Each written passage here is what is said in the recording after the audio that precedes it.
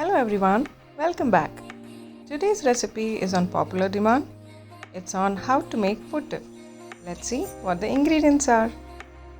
Puttu flour or puttu podi 1.5 cups, salt half teaspoon, lukewarm water 3/4 to 1 cup, grated coconut 1 to 1.5 cups. Now the puttu podi that I use is of this brand, Double Horse. I'm sure it's more or less the same procedure with other brands also. First, we add the salt and 3 heaped spoons of grated coconut into the puttu podi and give it a good mix. After this, we start adding the water little by little and combine it well into this mixture. Now, the most effective way to form this dough is to combine the mixture using your hand itself.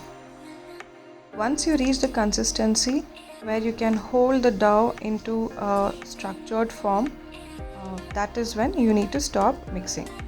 Until then, keep adding the water. Now this is the vessel in which we make puttu. Don't forget to put the mesh inside that. Start with adding little grated coconut and then alternate it with the puttu podi. Again, when you reach halfway through the tube, you can put more grated coconut and then again the puttu podi. Repeat the process like that, ending with the grated coconut. Close the lid after this is done. Unlike the usual way of steaming this on a kudam or a matka, I'm going to show you how to do it on a cooker. Pour enough water in a flat cooker like this and close the lid with the ring in it. Once you see the steam coming up, you can place the mixture on top of it.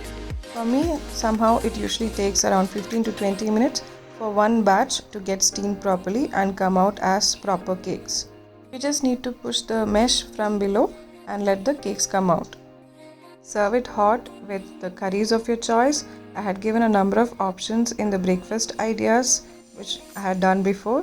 You can check the link in the description below. Hope you liked the video of one of the healthiest breakfasts in the world. Thanks for watching. Please subscribe to my channel and support. Stay safe. Take care. Bye bye.